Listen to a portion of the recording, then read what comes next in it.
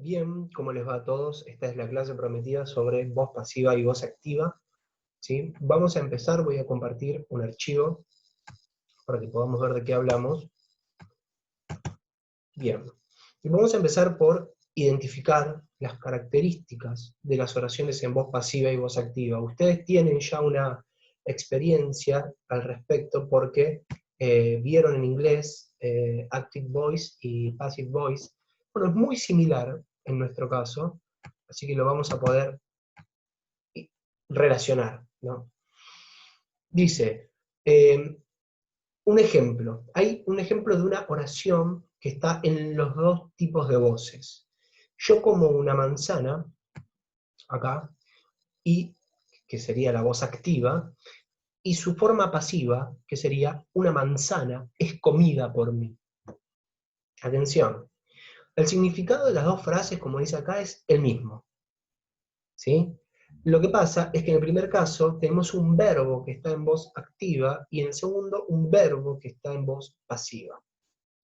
Atención, cuando nosotros usamos la voz pasiva o la voz activa es porque queremos marcar diferentes cosas. ¿Sí? Un segundo. Bien, perdón, que se movió, ahora comparto de nuevo. Ahí está. Cuando usamos la voz activa o la voz pasiva queremos marcar diferentes cosas. La voz activa, en este caso, ¿no? Seguimos con el ejemplo de la manzana, lo que quiero resaltar es que soy yo quien come esa manzana, por eso lo coloco en primer lugar. Yo como una manzana, ¿está bien? En el segundo caso, en el de la voz pasiva, lo que estoy resaltando es otra cosa. Estoy resaltando aquello que es comido por mí. Quiero resaltar lo que estoy comiendo, la manzana. Por eso pongo, una manzana es comida por mí.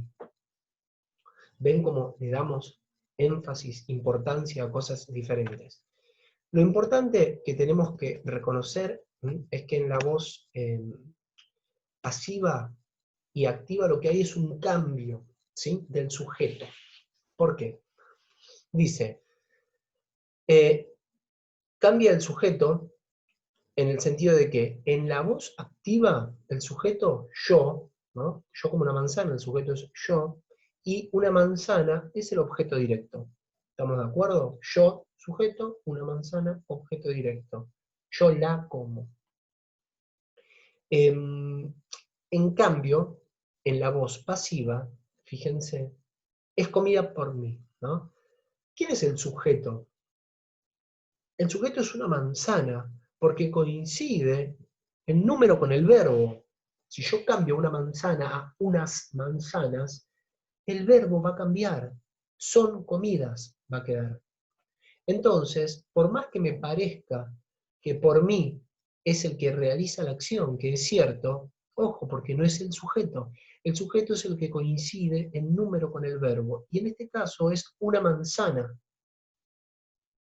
Porque yo puedo decir, una manzana es comida por nosotros. Y no hay problema. Ven que el que realiza la acción puede cambiar, pero no tiene concordancia con el verbo, en el caso de la voz pasiva.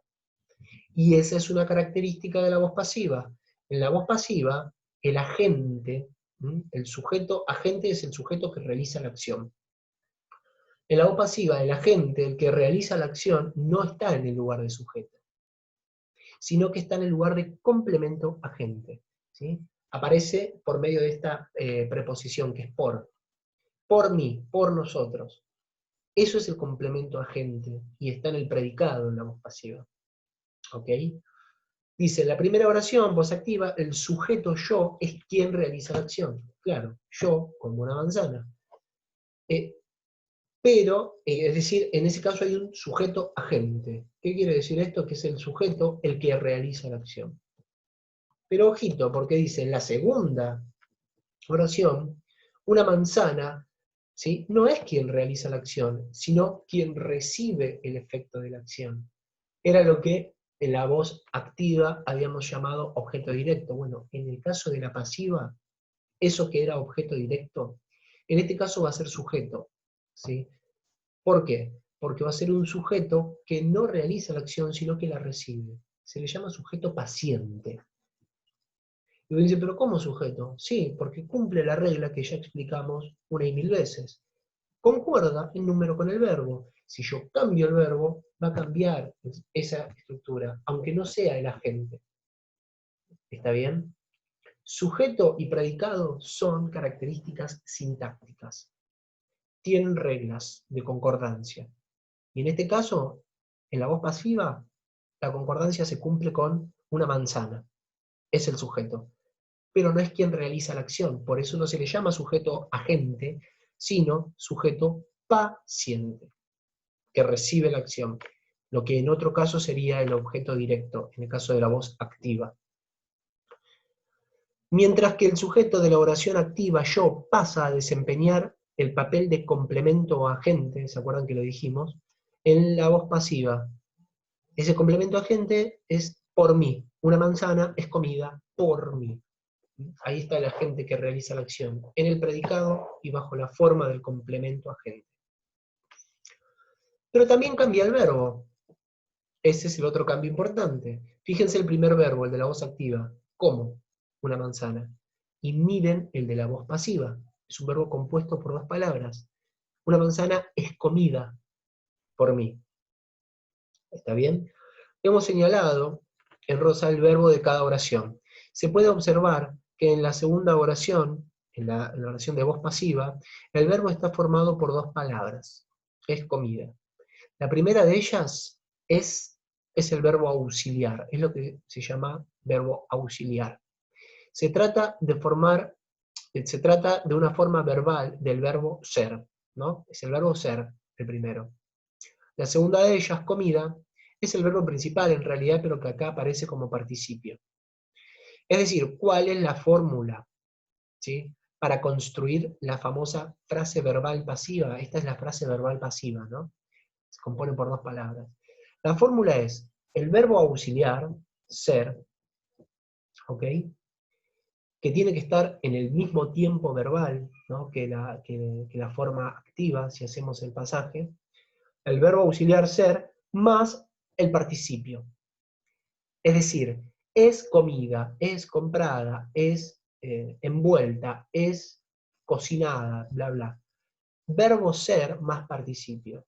El verbo ser, ojo, que tiene varios tiempos. Hay que estudiar los tiempos verbales del verbo ser, que es muy irregular. Es, fue, serán, serían, ¿no? Todas las formas son, todas las formas del verbo ser, más un participio. Eso forma la frase verbal pasiva.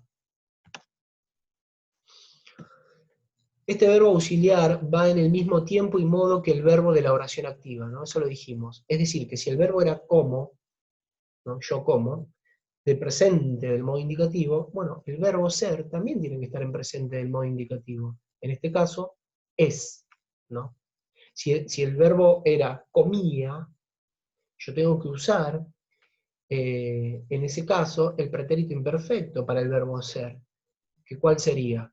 En lugar de es, sería era comida. Una manzana era comida. Si la otra versión era comida. Y si yo dijera, yo comeré una manzana, tengo que usar el futuro en el verbo ser. Una manzana será comida por mí. ¿Ven cómo cambia el verbo ser dependiendo del tiempo? Por ejemplo, si el verbo de la oración activa fuera yo comía una manzana, la pasiva sería una manzana era comida. Si el verbo de la oración activa fuera pretérito pluscuamperfecto, complicadísimo, si yo hubiese comido una manzana, en la voz pasiva debería ser una manzana hubiera o hubiese sido comida por mí.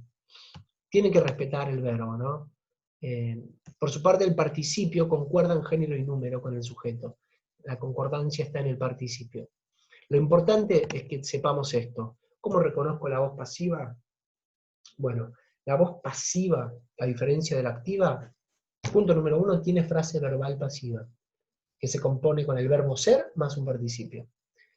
Punto número 2, el sujeto, ¿sí? En el lugar del sujeto, es decir, lo que concuerda en número con el verbo, no está el agente que realiza la acción, sino el paciente que recibe la acción.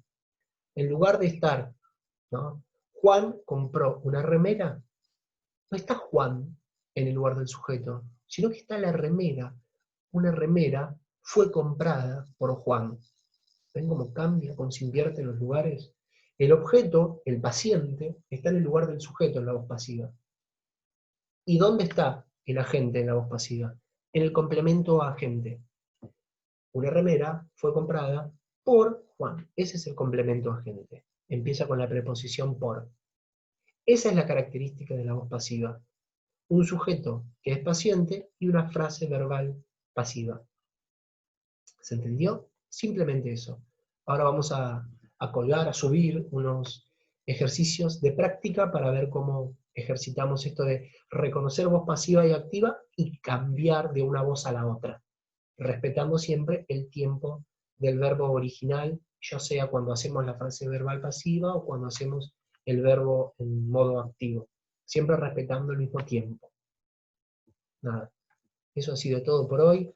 Les recomiendo que vean las formas de conjugar el verbo ser, ¿sí? En sus diferentes tiempos, y que lo tengan a mano. Eso lo pueden tener con ustedes para armar correctamente los verbos.